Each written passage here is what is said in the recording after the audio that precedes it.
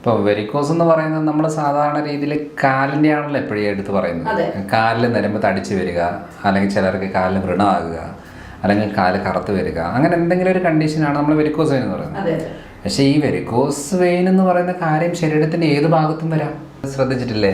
ചിലരോട് ചോദിക്കുമ്പോൾ എനിക്ക് വെരിക്കോസ് ഒന്നുമില്ല, പക്ഷെ എനിക്ക് കാലിന് ബുദ്ധിമുട്ടുകളൊക്കെ ഉണ്ട്. സത്യം പറഞ്ഞാൽ അതും വെരിക്കോസാണ്. അപ്പോൾ ഓൾറെഡി താങ്ങാൻ പറ്റാതിരിക്കുന്ന ഒരു ശരീരപ്രകൃതവും അതിൻ്റെ കൂടെ ഈ വെയിറ്റും കൂടെ കയറി വരുമ്പോഴത്തേനും, പ്രഷറോട് കൂടുമ്പോഴത്തേനും, ഹോർമോണൽ വേരിയേഷനോടെ വരുമ്പോഴത്തേനും അവർക്ക് അന്നേരമാണ് തുടങ്ങുന്നത്. ഈ ചില കാര്യങ്ങൾ നമ്മൾ ഫുഡോടെ ഫോക്കസ് ചെയ്തെങ്കിൽ മാത്രമേ നടക്കത്തുള്ളൂ. ധാരാളം ആളുകൾക്ക് ഡോക്ടറെ വെരിക്കോസ് വെയിൻ കാണാറുണ്ട്. ഇത് പാരമ്പര്യമായിട്ട് വരുന്ന രോഗമാണോ അതെയോ ജീവിത രീതികൾ കൊണ്ട് വരുന്ന രോഗമാണോ? ഇപ്പോൾ വെരിക്കോസ് എന്ന് പറയുന്നത് നമ്മൾ സാധാരണ രീതിയിൽ കാലിൻ്റെ ആണല്ലോ എപ്പോഴും എടുത്ത് പറയുന്നത്. കാലിൽ നിരമ്പ് തടിച്ച് വരിക, അല്ലെങ്കിൽ ചിലർക്ക് കാലിൽ വ്രണമാകുക, അല്ലെങ്കിൽ കാല് കറുത്ത് വരിക, അങ്ങനെ എന്തെങ്കിലും ഒരു കണ്ടീഷനാണ് നമ്മൾ വെരിക്കോസ് വെയിൻ എന്ന് പറയുന്നത്. പക്ഷേ ഈ വെരിക്കോസ് വെയിൻ എന്ന് പറയുന്ന കാര്യം ശരീരത്തിൻ്റെ ഏത് ഭാഗത്തും വരാം. വെയിനുകൾക്ക് അതിൻ്റെ ഇലാസ്റ്റിസിറ്റി നഷ്ടപ്പെടുകയും അത് വികസിച്ച് വരുമ്പോഴാണ് നമ്മൾ വെരിക്കോസ് വെയിൻ എന്ന് പറയുന്നത്. അത് നമ്മുടെ കണ്ണിലും വരാം. ഇപ്പം പൈൽസ് എന്ന് പറയുന്ന ഒരു കണ്ടീഷൻ, അത് വെയിൻ വികസിച്ച് വരുന്ന സംഭവം തന്നെയാണ്. അതേപോലെ തന്നെ വൃഷ്ണങ്ങളുടെ ഭാഗത്ത് വികസിച്ച് വരുന്നുണ്ട്, വെരിക്കോസീൽ എന്ന് പറയും. അപ്പം ശരീരത്തിൻ്റെ ഏത് ഭാഗത്തും നമ്മുടെ ആർട്ടറീസ് പോകുന്നതും വെയിന് പോകുന്ന എല്ലാ സ്ഥലങ്ങളിലും ഈ പ്രശ്നങ്ങളുണ്ടാകാം. അപ്പോൾ കാലെന്ന് പറയുന്ന കാര്യങ്ങളാണ് ഭൂരിഭാഗം നമുക്ക് എടുത്തു പറയുന്നത്. എന്താണെന്ന് വെച്ചാൽ അവിടെയാണ് ഭൂരിഭാഗം ആളുകളുടെ പ്രശ്നങ്ങളുണ്ടാകുന്നത്. അതിൻ്റെ അർത്ഥം അത് മാത്രമല്ല, പല സ്ഥലങ്ങളിലായിട്ട് ഇത് വരാനുള്ള സാധ്യത. ഇതൊരു വാസ്കുലർ ഡിസീസാണ്. അപ്പോൾ അതിനകത്ത് നമുക്ക് രക്തക്കുഴലുകൾ ചുരുങ്ങാം, വികസിക്കാം. ഇതിൻ്റെ ഉള്ളിലുള്ള ഒരു വാൽവുണ്ട്, ഇങ്ങനെ താഴേന്ന് ബ്ലഡിനെ മുകളിലേക്ക് പറഞ്ഞു വിടുന്ന ഒരു വാൽവുണ്ട്. ഈ വാൽവ് ഈ രീതിയിൽ നമ്മളിങ്ങനെ ടച്ച് ചെയ്തിട്ട് ഇങ്ങനെ മുകളിലോട്ട് വിടുമ്പോഴാണ് താഴെ നിന്നുള്ള ബ്ലഡ് മുകളിലേക്ക് വരുന്നത്. അപ്പോൾ ഇതിനെ സപ്പോർട്ട് ചെയ്യുന്നതിനാണ് നമ്മുടെ കാഫ് മസിൽസ്. ഈ മസിൽ ഇങ്ങനെ കവർ ചെയ്ത് പിടിച്ചിരിക്കും.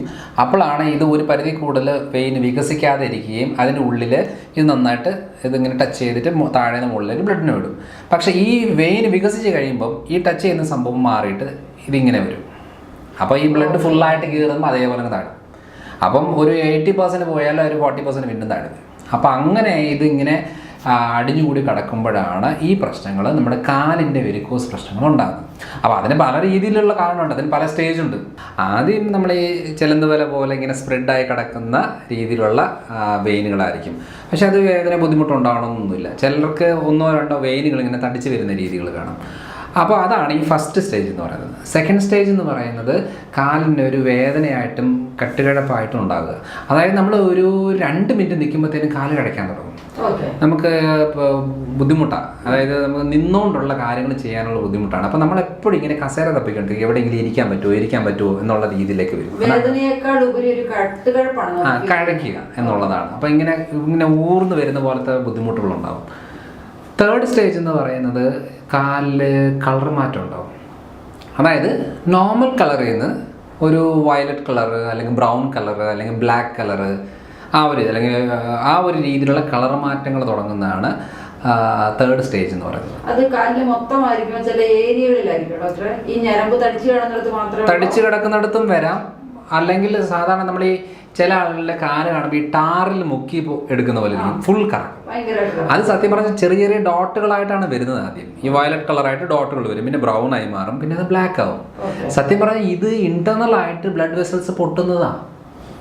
അപ്പം നമ്മൾ ഈ പുറത്തേക്ക് പൊട്ടുക എന്ന് പറയുന്നതാണല്ലോ, നമ്മൾ രക്തം പുറത്തേക്ക് പൊട്ടി എന്ന് പറയില്ലേ. പക്ഷെ ഇത് ഉള്ളിൽ പൊട്ടുക. ചെറിയ ചെറിയ ബ്ലഡ് വെസൽസ് പൊട്ടിക്കഴിയുമ്പോൾ ആ ബ്ലഡ് ഒക്കെ ലീക്കായിട്ട് സ്കിന്നിലേക്ക് ടച്ച് ആകുമ്പോഴാണ് ഈ ഡിസ്കളറേഷൻ തുടങ്ങുന്നത്. അപ്പോൾ ഇതാണ് തേർഡ് സ്റ്റേജ്. ഫോർത്ത് സ്റ്റേജ് എന്ന് പറയുന്നത് ഇതിൽ നമുക്ക്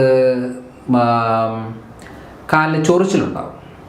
അതായത് പല ആളുകളുടെ ഈ കളർ മാറാൻ തുടങ്ങുമ്പോഴത്തേനും ചൊറിയാൻ തുടങ്ങും. അപ്പോൾ ഈ ചൊറിച്ചിൽ വരുന്ന സമയത്ത് അതാണ് നമ്മൾ ഏറ്റവും കൂടുതൽ ഡേഞ്ചറസ് എന്ന് പറയുന്നത്. കാരണം അടുത്തത് പൊട്ടും. പുറത്തേക്ക് പൊട്ടാനായിട്ട് ബോഡി റെഡിയാക്കിക്കൊണ്ടിരിക്കുന്ന ഒരു മെത്തഡാണ് ഈ ചൊറിച്ചിൽ. അപ്പോൾ ചിലർ പറയാറുണ്ട്, എനിക്ക് ചൊറിച്ചിലും കാര്യങ്ങളൊന്നും ഇല്ലായിരുന്നു, ഞാൻ ഒന്ന് പറമ്പിലേക്ക് ഇറങ്ങിയ സമയത്ത് ഒരു കോല് കൊണ്ടു എന്ന് പറയാറുണ്ട്. ചിലർ പറയാറുണ്ട് ഈ ബൈക്കിൽ കിക്ക് അടിച്ച സമയത്ത് കൊണ്ടു, അങ്ങനെ ഇതായി. ചിലർ പറയാറുണ്ട് കൊതുക് അടിച്ചപ്പോൾ ഞാൻ ഇങ്ങനെ അടിച്ചതാണ്, അങ്ങനെ ഇതായി.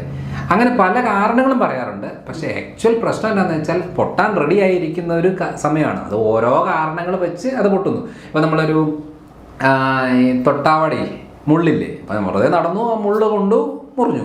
പക്ഷേ വെരിക്കോസ് ഉള്ള ആളുകൾക്ക് അത് മുറിഞ്ഞെങ്കിൽ അത് കരിയത്തില്ല. കാരണം ആ ഒരു ഏരിയ പൊട്ടി ബ്ലഡ് പുറത്തേക്ക് പോകാനായിട്ട് തയ്യാറായിരിക്കുന്ന ഒരു സമയത്തേക്ക് നമ്മൾ ഒരു കാരണം കൂടെ ഉണ്ടാക്കി കൊടുക്കുമ്പോൾ എന്താ സംഭവിക്കുന്നത് വെച്ചാൽ, അപ്പോൾ ഓൾറെഡി അതിനൊരു വഴിയായി, അപ്പോൾ അതിലേക്ക് പുറത്തിറങ്ങുന്നു. പക്ഷേ ഇതിലൊരു രസകരമായിട്ടുള്ള കാര്യം എന്താണെന്ന് വെച്ചാൽ, അത് 5th സ്റ്റേജ് വ്രണമാകുക. പൊട്ടി പുറത്ത് പോയി കഴിഞ്ഞാൽ അത് കരിയത്തില്ല, വ്രണമായി കിടക്കും. അത് ഇങ്ങനെ കാലങ്ങളോളം ഇങ്ങനെ കെട്ട് വെച്ച് ആൻറ്റിബയോട്ടിക്സും കഴിച്ച് പെയിൻ കില്ലറും കഴിച്ച് ഇങ്ങനെ പോകാം എന്നുള്ളത്. ചെറിയൊരു മുറിവാണ് ഉണ്ടാകുന്നതെങ്കിലും പിന്നീട് അത് വലുതാവും. കാരണം ആ ഭാഗത്തേക്ക് നല്ല ശുദ്ധരക്തം വന്നെങ്കിലല്ലേ കാര്യം ക്ലിയർ ആവുള്ളൂ. അവിടെ ഒന്നാമതേ അവിടെ അടിഞ്ഞുകൂടി കിടക്കുന്ന രക്തമാണ്. അപ്പം ആ രക്തത്തിനകത്തേക്ക് നമ്മൾ വീണ്ടും കരിയാൻ ബുദ്ധിമുട്ടുണ്ടാക്കുന്ന ഭക്ഷണക്രമവും വരും.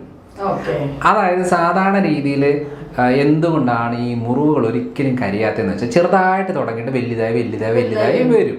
അതിൻ്റെ കാരണം എന്ന് വെച്ചാൽ, ഇതിപ്പോൾ ഒരു ഭൂരിഭാഗം ഡോക്ടർമാരും പറയത്തില്ല. കാരണം എന്ന് വെച്ചാൽ, മരുന്ന് കൊടുത്താൽ ക്ലിയർ ആകുമെന്നുണ്ടെങ്കിൽ ആയുഷ്കാലം മുഴുവനും മരുന്ന് കഴിക്കാം. പക്ഷേ അത് കരിയണം, മരുന്ന് കഴിക്കുന്നത് നിർത്തണം എന്നുണ്ടെങ്കിൽ അവിടെ പ്രോട്ടീൻ പറ്റത്തില്ല. അതായത് ആദ്യത്തെ 3 സ്റ്റേജ് ഉണ്ട്.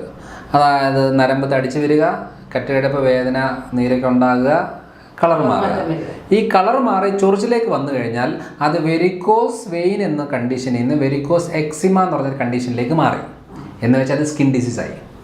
അപ്പോൾ വെരിക്കോസ് എക്സിമ വരുന്ന എപ്പോഴാന്ന് പറഞ്ഞാൽ, നമ്മുടെ കുടലിനകത്ത് ഹെൽത്തി ആയിട്ടുള്ള ബാക്ടീരിയാസ് ഇല്ലാത്തത് കൊണ്ടോ അല്ല പല രീതിയിലുള്ള പ്രശ്നങ്ങൾ കൊണ്ട് ഈ പ്രോട്ടീനെ ദഹിപ്പിക്കാൻ പറ്റാത്ത ഒരു സാഹചര്യം വരും.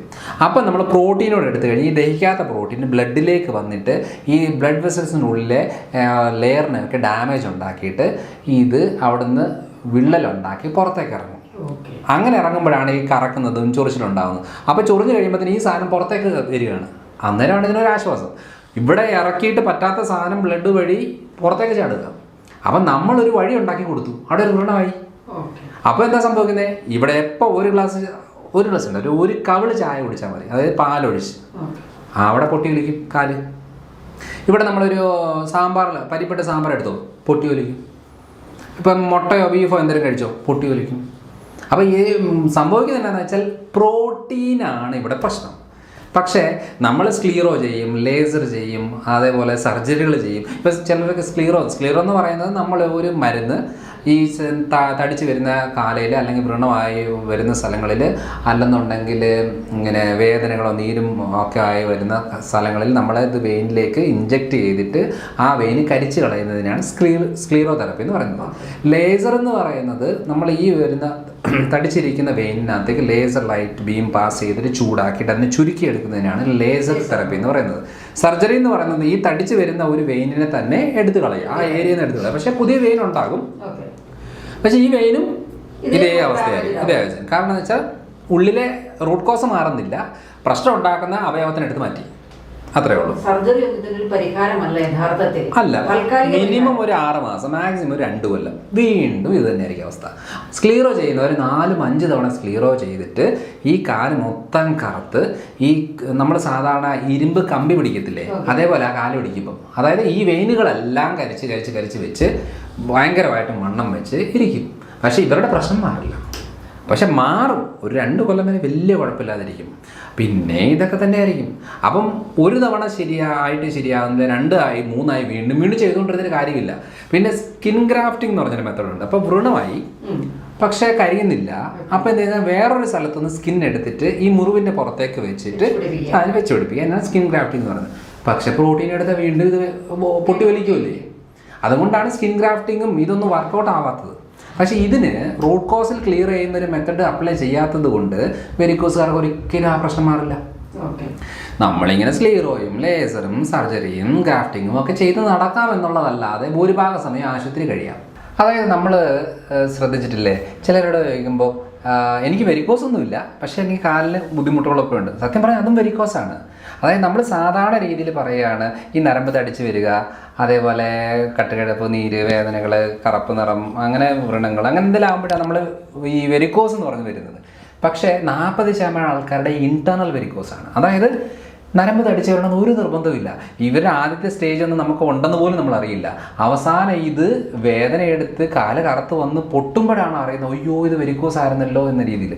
സത്യം പറഞ്ഞാൽ ആർക്കെങ്കിലും ഒരു 5 മിനിറ്റ് നിൽക്കുമ്പോൾ കാല് കഴിക്കുന്നുണ്ടോ, റിപ്പീറ്റഡ് ആയിട്ട് കാലിന് കട്ടുകിടപ്പോ അല്ലെന്നുണ്ടെങ്കിൽ വേദനകളോ അല്ലെങ്കിൽ കളർ മാറ്റമോ ഉണ്ടാകുന്നുണ്ടോ, അതേപോലെ തന്നെ ഈ വ്രണങ്ങളിലേക്ക് പോകുന്ന രീതിയിലുള്ള ടെൻഡൻസി കാണിക്കുന്നുണ്ടോ, എപ്പോഴും ഇരിക്കണമെന്നുള്ളൊരു തോന്നലുണ്ടാകുന്നുണ്ടോ, നീര് വെക്കുന്നുണ്ടോ, ഇതൊക്കെ വെരിക്കോസാണ്. ഇതെല്ലാം ഇന്റേണൽ വെരിക്കോസാണ്. അപ്പോൾ ഇതും നമ്മൾ ശ്രദ്ധിക്കേണ്ടത്. അല്ലാതെ അവസാന നിമിഷം ആകുന്നതിന് പൊട്ടിക്കഴിയുമ്പോഴാണ് അയ്യോ ഇത് വെരിക്കോസ് ആയിരുന്നല്ലോ എന്ന് പറയുന്ന ഒത്തിരി പേരുണ്ട്. അതുകൊണ്ട് നരമ്പ് തടിച്ചു വരണമെന്ന് യാതൊരു നിർബന്ധവുമില്ല. ഇതും വെരിക്കോസ് തന്നെയാണ്. ഇതിൻ്റെ ഈ വെരിക്കോസിൻ്റെ ഒരു പ്രത്യേകത എന്ന് വെച്ചാൽ ഈ വ്രണങ്ങൾ ചെറുതായാലും വലുതായാലും വേദനയ്ക്കൊക്കെ സെയിമാണ്. ഒരു സമാധാനം കിട്ടത്തില്ല, നമുക്ക് ഉറക്കാൻ പറ്റത്തില്ല. ഒരു പുതപ്പ് കൊണ്ടാ പ്രശ്നം, തുണി കൊണ്ടാ പ്രശ്നം, നിന്നാ പ്രശ്നം, ഇരുന്നാ പ്രശ്നം. ഇരിക്കുക നിൽക്കുക എന്ന് പറഞ്ഞാൽ വലിയ ഡിഫറൻസ് ഒന്നുമില്ല. കാല് താഴെ തന്നെ ഇല്ലേ. നമ്മൾ കാല് പൊക്കി വെച്ച് ഹാർട്ടിനെക്കാട്ടിലും പൊക്കി വെക്കുമ്പോൾ മാത്രമേ ഇതിനൊരു ആശ്വാസം ഉള്ളൂ, ഒരു റിലാക്സേഷൻ അല്ലെങ്കിൽ റെസ്റ്റ് ഉള്ളൂ. ബാക്കിയൊന്നും റെസ്റ്റ് ഇല്ല. ഞാൻ നിൽക്കുകയാണ് ഇരിക്കുകയാണെന്ന് പറഞ്ഞാൽ നിൽക്കുന്നതിനേക്കാളും കുറച്ചുകൂടെ ബെറ്ററാണ് ഇരിക്കുന്നതേ ഉള്ളൂ. ഇരിക്കുന്നത് നല്ലതെന്നല്ല. പക്ഷെ ഇതൊന്നും ഒരു സൊല്യൂഷൻ അല്ല. സൊല്യൂഷൻ എന്ന് പറയുന്നത് ഈ സ്റ്റേജ് ഏതാന്ന് നോക്കണം. കളർ മാറുന്നുണ്ടോ, ചൊറിച്ചിലുണ്ടാവുന്നുണ്ടോ, പൊട്ടാൻ തയ്യാറാവുന്നുണ്ടോ, പ്രോട്ടീൻ കട്ട് ചെയ്ത് മാറ്റിയില്ലെങ്കിൽ അത് പെട്ടെന്ന് പൊട്ടും, പിന്നെ കരിയത്തില്ല. അപ്പോൾ ചിലർ പറയാറുണ്ട് ഞാൻ കുറേ ആൻറ്റിബയോട്ടിക്സ് എടുത്തു, കുറേ കഴിഞ്ഞപ്പോഴാവുമെന്ന് കരിഞ്ഞത് എന്ന് പറയുന്നത്. അപ്പം നമ്മൾ ആൻറ്റിബയോട്ടിക്സ് എടുക്കുക എന്ന് പറഞ്ഞാൽ എന്താ, ആ ഏരിയയിൽ ബാക്ടീരിയയുടെ ഗ്രോത്ത് കുറയ്ക്കുക എന്നുള്ളത് മാത്രമേ ഉള്ളൂ. ബാക്ടീരിയസ് ഗ്രോത്ത് കൂടുന്നതനുസരിച്ച് അവിടെ പഴുക്കാൻ തുടങ്ങും, ഇൻഫെക്ഷൻ ആകും, അങ്ങനെ പല രീതിയിലുള്ളൂ. പക്ഷേ ഈ വ്രണം ഉണ്ടാകാനുള്ള സംഭവം തന്നെ മാറ്റിയെങ്കിൽ മാത്രമേ ഈ കാര്യത്തിനൊരു സൊല്യൂഷൻ ഉള്ളൂ. ആൻറ്റിബയോട്ടിക്സ് നിർത്തിക്കോ വീണ്ടും തുടങ്ങി. അപ്പം ആൻറ്റിബയോട്ടിക്സ് എന്ന് പറയുന്നത് ഒരിക്കലും ഒരു സൊല്യൂഷൻ അല്ല. അത് അവിടെ ഇൻഫെക്ഷൻ ആവാതെ നോക്കുക എന്നുള്ളത് മാത്രമേ ഉള്ളൂ. അപ്പോൾ എല്ലാ ദിവസവും ക്ലീനിങ് കാര്യങ്ങളൊക്കെ. ഇതിലേറ്റവും വലിയൊരു മിസ്റ്റേക്ക് ചെയ്യുന്നതെന്ന് പറഞ്ഞാൽ വ്രണമായി കഴിഞ്ഞാൽ ഉടനെ ഈ പുളിവെള്ളം, അതേപോലെ വെള്ളം തിളപ്പിച്ച് ഒഴിക്കുക, അങ്ങനെ കുറേ കുളിച്ച് കഴിഞ്ഞ് സോപ്പിട്ട് കഴുകുക, അങ്ങനെ കുറേ കാര്യങ്ങൾ ചെയ്യുന്നുണ്ട്. ഇതൊക്കെ ഭയങ്കര ഡേഞ്ചറസ് ആയിട്ടുള്ള കാര്യം. നമ്മുടെ സാധാരണ ഈ നോർമൽ സലൈൻ മെഡിക്കൽ ഷോപ്പിൽ കിട്ടും, നമ്മുടെ ഈ IV ഇഞ്ചക്ഷൻ കൊടുക്കത്തില്ല, അങ്ങനത്തെ നോർമൽ സലൈൻ ഇട്ടിട്ട് മാത്രമേ കഴിയുകയുള്ളൂ. നമ്മൾ എല്ലാ ദിവസവും കുളിക്കുമ്പോൾ ഈ കാലം നനച്ചുകൊണ്ടിരുന്ന് കഴിഞ്ഞാൽ പിന്നെ എവിടെ മുറിവ് കരിയാനാ? നമ്മളിപ്പോൾ എത്ര വെള്ളം തിളപ്പിച്ചാലും എത്ര പച്ചവെള്ളമെന്ന് പറഞ്ഞാലും അതിനകത്ത് ഇൻഫെക്ഷൻ ഉണ്ടാവും, ബാക്ടീരിയസ് ഉണ്ടാവും. ഇനി ഇതെല്ലാം ചെയ്ത് കഴിഞ്ഞിട്ട് നമ്മൾ പ്രോപ്പറായിട്ടുള്ള ഡിസിൻഫെക്റ്റഡ് ചെയ്യാത്ത ഈ കോട്ടണും വെച്ചിട്ട് വീണ്ടും കെട്ടിക്കഴിഞ്ഞാൽ അവിടെ വീണ്ടും പ്രശ്നങ്ങളാണ്. അപ്പം നമ്മൾ നോക്കേണ്ട കാര്യം എന്ന് വെച്ചാൽ ഈ എല്ലാ രീതികളും നോക്കിയെങ്കിൽ മാത്രമേ ഇതിനൊരു സൊല്യൂഷൻ ഉള്ളൂ. അപ്പം ഈ നിൽക്കുന്നവർക്കാണ് ഇത് വരുന്നതെന്നാണ് പറയുന്നത്. അല്ല, അത് ശരിയാണ്. അങ്ങനെയാണെങ്കിൽ ലോകത്തുള്ള എല്ലാ ടീച്ചർമാർക്കും വരണ്ടേ, എല്ലാ ട്രാഫിക് കോൺസ്റ്റബിൾമാർക്കും ഇത് വരണ്ടേ? അപ്പം എന്തുകൊണ്ടാണ് എല്ലാവർക്കും വരാത്തത്? കാരണം ഇതൊരു പാരമ്പര്യ ടെൻഡൻസി ഉള്ള ശരീരത്തിലാണ് ഇത് വരുന്നത്. ഇതൊരു പാരമ്പര്യ രോഗമാണോ, പാരമ്പര്യമല്ലാത്ത കാരണങ്ങൾ കൊണ്ടും ഇത് വരാൻ സാധ്യതയുണ്ടോ? 80% പാരമ്പര്യമാണ്. പാരമ്പര്യം എന്ന് പറഞ്ഞാൽ അമ്മയ്ക്കുണ്ടെങ്കിൽ മകൾക്ക് വരും, 80% സാധ്യതയുണ്ട്. പക്ഷെ മകൾക്ക് വരണമെന്ന് ഒരു നിർബന്ധവുമില്ല. എപ്പോഴാണ് മകൾക്ക് വരുന്നതെന്ന് പറഞ്ഞാൽ ഭൂരിഭാഗം സാഹചര്യങ്ങളിലും പ്രഗ്നൻസി സമയമാണ്. കാരണം എന്താ വെച്ചാൽ നോർമൽ വെയിറ്റിൽ നിന്ന് 10-20 കിലോ കൂടുക. അതായത് അവർ ഓൾറെഡി 165 സെൻറ്റിമീറ്റർ ഹൈറ്റ് ഉള്ള ഒരാളാണ് വെക്കുക. ആ കാല് താങ്ങുന്ന മാക്സിമം വെയിറ്റ് 70 കിലോയാണ്. കല്യാണത്തിന് സമയം തന്നെ അവർക്ക് 70 കിലോ എന്ന് വെച്ചു. അപ്പോൾ 20 കിലോയോട് കൂടുമല്ലേ, 90 കിലോയായി. അപ്പോൾ ഇതെങ്ങനെ ഈ കാല് താങ്ങും? പ്രഷർ വരികയാണ് ഇത്രയും. അതായത് ഈ ഭ്രൂണത്തിൻ്റെ പ്രഷർ വരിക എന്ന് പറയുന്നത് തന്നെ വലിയൊരു സംഭവമാണ്. ഹോർമോണൽ വേരിയേഷൻസ് ഉണ്ടാകുകയാണ്. അപ്പോൾ ആ സമയത്ത് ഭക്ഷണം കൂടെ കൂടുതൽ എടുക്കുകയാണ്. ഇതെല്ലാം കൂടെ ആകുമ്പോഴത്തേനും ഈ കാലിനാണല്ലോ സ്ട്രെയിൻ കൂടുന്നത്. അപ്പോൾ ഓൾറെഡി താങ്ങാൻ പറ്റാതിരിക്കുന്ന ഒരു ശരീരപ്രകൃതവും അതിൻ്റെ കൂടെ ഈ വെയിറ്റും കൂടെ കയറി വരുമ്പോഴത്തേനും, പ്രഷറോട് കൂടുമ്പോഴത്തേനും, ഹോർമോണൽ വേരിയേഷനോടെ വരുമ്പോഴത്തേനും അവർക്ക് അന്നേരമാണ് തുടങ്ങുന്നത്. ചില ആളുകൾ ഡോക്ടറെ അണ്ടർ വെയിറ്റ് ഉള്ളവരുണ്ട് എന്ന് വെച്ചാൽ ചിലപ്പോൾ 165 സെൻറ്റിമീറ്റർ പൊക്കമുള്ള ഒരാൾക്ക് ചിലപ്പോൾ 45 കിലോ തൂക്കമൊക്കെ ഉള്ളവരുണ്ട്. അവർ പ്രഗ്നൻസി പീരീഡിലും ഈ പറയുന്ന വലിയ വെയിറ്റ് വെക്കുന്നില്ല. 45 എന്നുള്ള ആൾ ചിലപ്പോൾ ഒരു 50 കിലോ 52 കിലോ ഒക്കെ ആവുന്നുള്ളൂ. അപ്പോഴും അവർക്ക് വേണ്ട വെയിറ്റ് എത്തുന്നില്ല. പക്ഷേ ഈ വെരിക്കോസ് ആ സമയത്ത് കാണിക്കുകയും ചെയ്യുന്നു. അതാ പറഞ്ഞത്, ഈ ജീനിലുള്ള ഒരു സംഭവമാണ്. ജീനിലുള്ളപ്പോൾ നമ്മൾ അതിൻ്റെ ഒരു കാരണമാണ് ഈ പറയുന്നത് പ്രഗ്നൻസിയും വെയിറ്റും കാര്യങ്ങളും ഒക്കെ. അപ്പം നമ്മളിപ്പോൾ ഫോർ എക്സാമ്പിൾ നമുക്ക് പ്രഗ്നൻസി വേണമെന്നൊരു നിർബന്ധമൊന്നുമില്ല. ഞാൻ ഏറ്റവും കൂടുതൽ തൈറോയ്ഡ് പ്രശ്നം കണ്ടേക്കുന്നത് ടീച്ചേഴ്സിലാണ്. അപ്പോൾ അവരുടെ സംസാരിച്ച് ഈ തൊണ്ടയ്ക്ക് ഭയങ്കരമായിട്ടുള്ള സ്ട്രെയിൻ കൊടുത്ത് അവിടെ ഇൻഫ്ലമേഷനായിട്ട് അതിൻ്റെ ഭാഗമായിട്ട് തൈറോയ്ഡ് പ്രശ്നം കൂടും, സ്പീഡപ്പ് ആവും, വേഗം വരും. അപ്പോൾ അതേപോലെ തന്നെ ഇവർ എടുക്കുന്ന ജോലിപരമായിട്ടുള്ള കാര്യങ്ങൾ കാണാം. ഇപ്പോൾ ഒരു സ്റ്റാഫ് നഴ്സാണ്. അപ്പോൾ സ്റ്റാഫ് നഴ്സ് ആകുന്ന സമയത്ത് മെയിനായിട്ടും അവർക്ക് നിൽക്കുന്ന ജോലികളാവാം, അല്ലെന്നുണ്ടെങ്കിൽ നിൽക്കുക മാത്രമല്ല, നമ്മൾ ഈ കാലിങ്ങനെ വെച്ച് ഇരിക്കുകയല്ലേ. ഒരു ബാങ്കിലെ ജോലിയാകാം, അല്ലെന്നുണ്ടെങ്കിൽ സോഫ്റ്റ്വെയർ ജോലികളാവാം, കമ്പ്യൂട്ടർ ജോലികളോ ഏതും ആയിക്കോട്ടെ. നമ്മൾ ഒരേ ഇരിപ്പ് ഇരുന്ന് ഈ മണിക്കൂറുകളോളം ഇരിക്കുമ്പോഴത്തേനും ഈ മസിൽസിന് മൂവ്മെൻ്റ് ഒന്നും ഇല്ലോ, നമ്മൾ ഒരു കാര്യങ്ങൾ വരുന്നില്ല. അപ്പോൾ എന്നാന്ന് പറഞ്ഞാൽ ഈ വെയിന് വീണ്ടും സ്ട്രെയിൻ കൂടുകയാണ്. അപ്പം മസിൽ മൂവ്മെൻറ്റ് വരുമ്പോൾ മാത്രമേ ഇതിനൊരു പ്രഷർ വരുകയും ഇതൊന്ന് ക്ലിയറായിട്ട് സർക്കുലേഷൻ നടക്കുകയും ചെയ്യുള്ളൂ. അതുകൊണ്ടാണ് ഈ അരമണിക്കൂർ കൂടുതൽ ഇരിക്കുന്ന സാഹചര്യം ഉണ്ടെങ്കിൽ എഴുന്നേറ്റ് ഒരു 5 മിനിറ്റ് നടന്നേച്ച് വീണ്ടും വന്ന് ഇരിക്കുന്ന രീതി പറയുന്നതിൻ്റെ മെയിൻ കാര്യം എന്ന് പറയുന്നത് ഈ വെരിക്കോസ് പ്രശ്നങ്ങൾ ഭൂരിഭാഗം സാഹചര്യങ്ങൾ ഈ ഒരു പ്രശ്നം ഉണ്ടാക്കുന്നതാണ്. അപ്പം പാരമ്പര്യമായിട്ടുള്ള ആളുകൾക്ക് ഇതേപോലത്തെ പല പല കാരണങ്ങളും കൊണ്ടും ഇതുണ്ടാവും. വെയിറ്റ് വേണമെന്ന് ഒരു നിർബന്ധമില്ല. വെയിറ്റുകാർക്കായിരിക്കും 80% സാധ്യത സ്പീഡപ്പ് ആകുന്ന സാധ്യത ഉള്ളതെന്നുള്ളൂ. ഈ തൈറോയ്ഡ് പോലെ തന്നെ ഈ വെരിക്കോസ് അൾസർ അല്ലെങ്കിൽ വെരിക്കോസ് വെയിനും സ്ത്രീകളിൽ പുരുഷന്മാരെക്കാൾ കൂടുതലായി കണ്ടുവരുന്നുണ്ട്. അതെന്തുകൊണ്ടാണ്? ഇതും എന്തെങ്കിലും ഹോർമോൺ റിലേറ്റഡ് ആണോ? എന്തുകൊണ്ടാണ് സ്ത്രീകളിൽ കൂടുതലായി കണ്ടുവരാൻ? അല്ല, ഇതിപ്പം നമ്മൾ തൈറോയിഡിലും സംഭവിക്കുന്നത് ഇത് തന്നെയാണ്. കാരണം ഞാൻ നേരത്തെ പറഞ്ഞിട്ടുണ്ട്, അതായത് ഈ കാരിയേഴ്സ് എന്ന് പറയുന്നത് സ്ത്രീകളാണ്. XX ക്രോമോസോമിലെ കാരിയേഴ്സ് എന്ന് പറയുന്നത് അമ്മയ്ക്കുള്ളത് മകൾക്ക് വരുന്നതിന് ക്രോമോസോം വഴിയാണ്, ജീൻ വഴിയാണ്. അപ്പം പക്ഷേ അപ്പൻ്റെ പ്രശ്നം ഒരു മകൾക്ക് വരുന്നത് കുറവാണ്, ഉറപ്പായിട്ടും വരും, പക്ഷെ കുറവാണ്. പക്ഷേ അമ്മയുടെ ആണെന്നുണ്ടെങ്കിൽ ഒരു 100% മകൾക്ക് വരാനുള്ള സാധ്യതകളുണ്ട്. 100 അല്ല 99%. അപ്പോൾ അങ്ങനെ വരുമ്പോൾ സംഭവിക്കുന്നത് വെച്ചാൽ ഈ ജീൻ ഇത് തന്നെ ആയതുകൊണ്ടാണ് ഈ സ്ത്രീകൾക്ക് മെയിനായിട്ട് വരുന്നത്. പിന്നെ ഓവർ സ്ട്രെയിൻ കൊടുക്കുന്നത് സ്ത്രീകളാണ്. അപ്പം ഈ പ്രസവ രീതികൾ വരുന്നത് സ്ത്രീകൾക്കാണ്. പീരിയഡ്സുമായിട്ട് വേരിയേഷൻ ഏറ്റവും കൂടുതൽ വെരിക്കോസ് വെയിൻ പ്രശ്നം ഉണ്ടാക്കുന്നത് പീരിയഡ്സിൻ്റെ സമയത്താണ്. അപ്പം ആ സമയങ്ങളിലാണ് ഹോർമോണൽ വേരിയേഷൻസ് ഉണ്ടാകുന്നതും ബ്ലീഡിങ് റിലേറ്റഡ് ആയിട്ടുള്ള പ്രശ്നങ്ങൾ ഉണ്ടാകുന്നതും. അതേപോലെ ഫൈബ്രോയിഡ് റിലേറ്റഡ് പ്രശ്നങ്ങൾ, ഈ കാലിൽ നീര് വെക്കുന്നത് ഫൈബ്രോയിഡോ സിസ്റ്റോ അങ്ങനെ എന്തെങ്കിലും ഉണ്ടെങ്കിൽ കാലിൽ പ്രശ്നങ്ങൾ കൂടും. അപ്പോൾ കാലിൽ മാത്രം ചികിത്സിച്ചിട്ട് കാര്യമില്ല. അപ്പം സ്ത്രീകളാണ് ഈ കാര്യങ്ങളെല്ലാം ചെയ്യുന്നത്. ഇപ്പോൾ നമ്മൾ നോക്കുമ്പോൾ രാവിലെ ഒരു 6 മണിക്ക് എഴുന്നേറ്റ് അടുക്കളയിൽ കയറി കഴിഞ്ഞാൽ എത്ര മണിക്കാണ് അടുക്കളയിൽ നിന്ന് ഒന്ന് മാറുന്നത്? അപ്പം ജോലികൾ പലതും കാണും. അതുകൊണ്ട് എന്നാന്ന് പറഞ്ഞാൽ ഇത്രയും നേരം നിൽക്കുന്നു എന്നുള്ളത് മറന്നു പോവുകയാണ്, വരുന്നില്ല. അപ്പോൾ ഇങ്ങനെ ബിസി ആയിട്ടിരുന്ന് ചെയ്തുകൊണ്ടിരിക്കുമ്പോൾ ഇത് കഴിഞ്ഞാൽ അത് കഴിഞ്ഞത് എപ്പോഴാണോ ഒന്ന് കസേരയിരിക്കുന്നത്? അപ്പോൾ എപ്പോഴേലും ഒരു ഫുഡ് കഴിക്കുന്ന സമയത്തായിരിക്കും ചിലപ്പോൾ ഇരിക്കുന്നത്, ചിലപ്പോൾ വൈകുന്നേര സമയത്തായിരിക്കും, ഒരു ടി വി കാണുമ്പോഴൊക്കെ ആയിരിക്കും ഇരിക്കുന്നത്. അപ്പോൾ ഈ കാര്യങ്ങളെല്ലാം ഇരിക്കുമ്പോൾ ഇത്രയും ഇതിൽ ഓവർ സ്ട്രെയിൻ കൊടുക്കുകയാണ്. നോക്കുമ്പോൾ എന്താ വീട്ടുപണി. പക്ഷേ വീട്ടുപണി എന്ന് പറയുന്നത് ഒരു സ്ട്രക്ചർഡ് അല്ല. നമുക്ക് എന്തും വീട്ടുപണിയിൽ ഉൾപ്പെടുത്താം. നമുക്ക് തുണി അലക്കുന്നത് വീട്ടുപണിയിലാവാം, പാത്രം കഴുകുന്നതാവാം, കുട്ടികളെ നോക്കുന്നതാവാം, കുളിപ്പിക്കുന്നതാവാം, എന്ത് വേണേലും പണി പറഞ്ഞു അതെല്ലാം വീട്ടുപണി വരും. പക്ഷേ ഇതിനകത്ത് ഇങ്ങനെ വേണമെന്നല്ലല്ലോ, എല്ലാം ഈ നിന്നുകൊണ്ടുള്ള പരിപാടികൾ തന്നെയല്ലേ. അപ്പോൾ ആ ഒരു രീതി വരുമ്പോഴും സ്ത്രീകൾക്ക് തന്നെയാണ് പ്രശ്നം. ഇപ്പം മുലയൂട്ടുന്ന അമ്മമാർ അവർ എവിടെയാണ് പ്രോപ്പറായിട്ട് രാത്രി ഉറങ്ങുന്നത്? ഉറക്കമൊന്നും പ്രോപ്പർ അല്ല. അപ്പം പകലും ഉറങ്ങാൻ പറ്റത്തില്ല, രാത്രി ഉറങ്ങാൻ പറ്റത്തില്ല. ഒരു ഓവർ ബേർഡൻ ആണ് ബോഡിയിലേക്ക് വന്നുകൊണ്ടിരിക്കുന്നത്. അപ്പോൾ ഇതേപോലെ തന്നെ ഒരു ഏജ്ഡ് ആകുന്നതനുസരിച്ച് ശരീരത്തിൽ നിന്ന് കാൽസ്യമൊക്കെ പോകുന്ന സമയങ്ങൾ, ന്യൂട്രീഷൻ ഡെഫിഷ്യൻസി വരുന്ന സമയങ്ങൾ, ഇതെല്ലാം സ്ത്രീകളെയാണ് ഏറ്റവും കൂടുതൽ ബാധിക്കുന്നത്. തേയ്മാനങ്ങൾ ഏറ്റവും കൂടുതൽ വരുന്നത്, നീർക്കെട്ടുണ്ടാകുന്നത്, ഇതെല്ലാം സ്ത്രീകളെയാണ്. അപ്പോൾ ഇത്രയും കാര്യങ്ങൾ കൊണ്ടാണ് ഈ വെരിക്കോസും സ്ത്രീകൾക്കാണ് ഏറ്റവും കൂടുതലായിട്ട് ഉണ്ടാകുന്നത്. ഇൻഡസ്റ്റൈനും വെരിക്കോസിന്റെ പ്രശ്നങ്ങളുമായിട്ട് എന്തെങ്കിലും ബന്ധമുണ്ടോ? അതായത് നമ്മളിപ്പോൾ സാധാരണ നമ്മൾ നേരത്തെ വേറൊരു കാര്യങ്ങൾ പറഞ്ഞിട്ടുണ്ടായിരുന്നു, അതായത് ഓട്ടോ ഇമ്മ്യൂൺ ഡിസോർഡർ എന്ന് പറയും. നമ്മുടെ ശരീരത്തിൽ ഇൻറ്റസ്റ്റൈൻ പ്രോപ്പറായിട്ട് ഫങ്ഷനിങ് അല്ല എന്നുണ്ടെങ്കിൽ അതിൻ്റെ ഭാഗമായിട്ട് ഈ നമ്മുടെ ഓരോ അവയവങ്ങളെ ഡാമേജ് ഉണ്ടാക്കുന്ന രീതിയിലുള്ള കെമിക്കൽസ് ബോഡിയിൽ റിലീസാകും.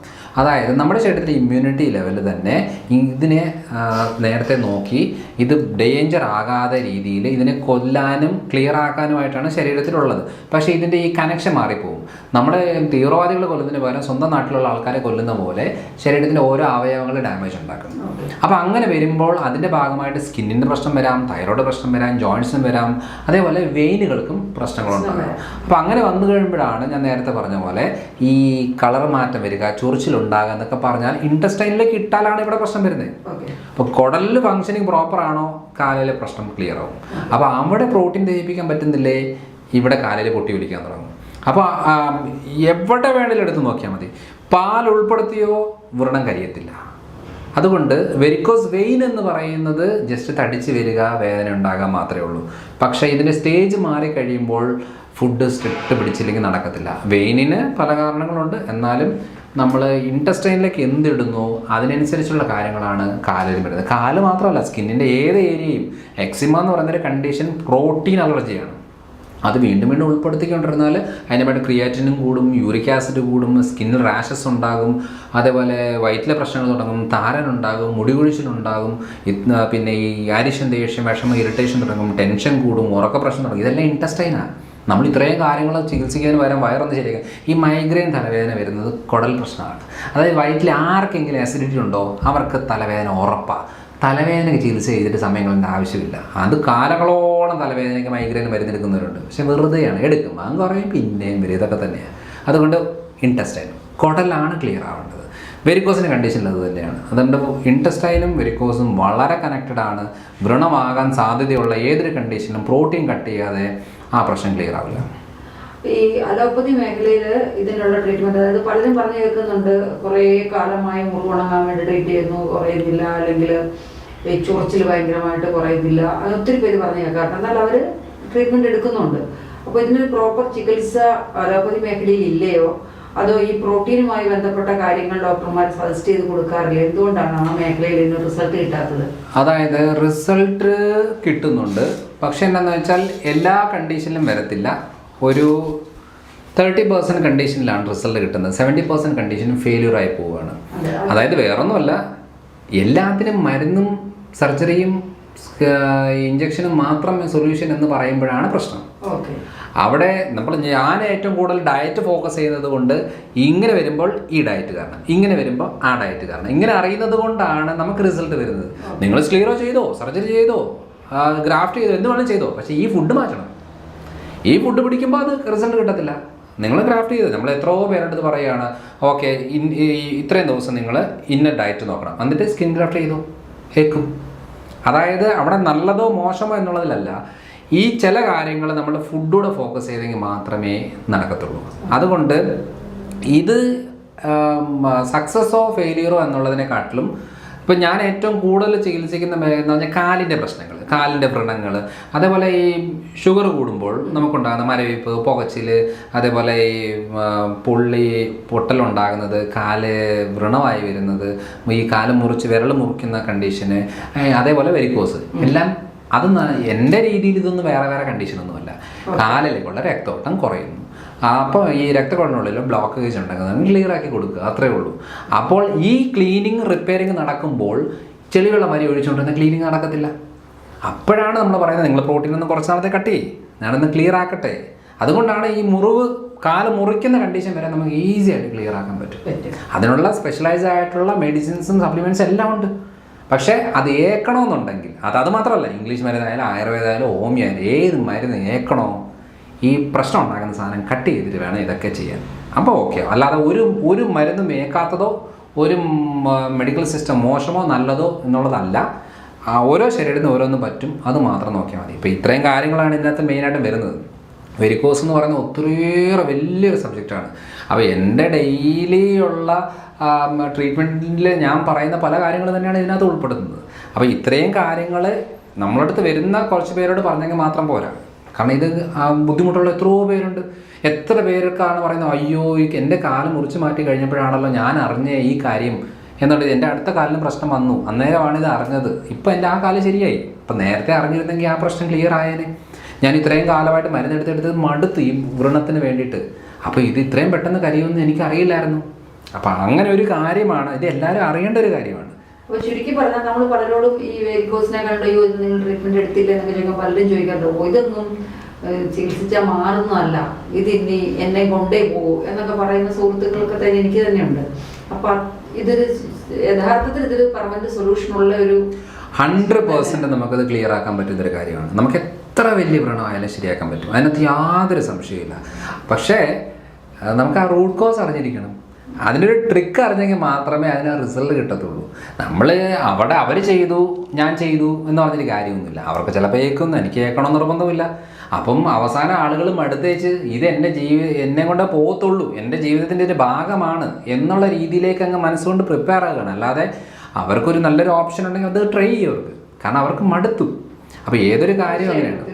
അപ്പോൾ അത് നമ്മൾ ചെയ്യുമ്പോഴേ അതിൻ്റെ മാറ്റം മനസ്സിലാവും. പക്ഷെ ഞാൻ ഇവിടെ വരുന്ന ആൾക്കാരോട് നിർബന്ധമായിട്ട് പറഞ്ഞു, നിങ്ങൾ ഫുഡ് ശ്രദ്ധിക്കാൻ പറ്റുമോ, ഇത് ശരിയാക്കി തരാം, അത്രേ ഉള്ളൂ. അല്ലാതെ നിങ്ങൾ തോന്നുന്ന കഴിച്ചുകൊണ്ട് എനിക്കിത് ഏൽക്കുന്നില്ല എന്ന് പറഞ്ഞിട്ട് കാര്യമില്ല. പറ്റാത്ത സാധനം കട്ട് ചെയ്യുക, ബാക്കി കാര്യം നമുക്ക് ചെയ്യാൻ പറ്റും. ഇത്രയേ ഉള്ളൂ കാര്യം ഇതിനകത്ത്.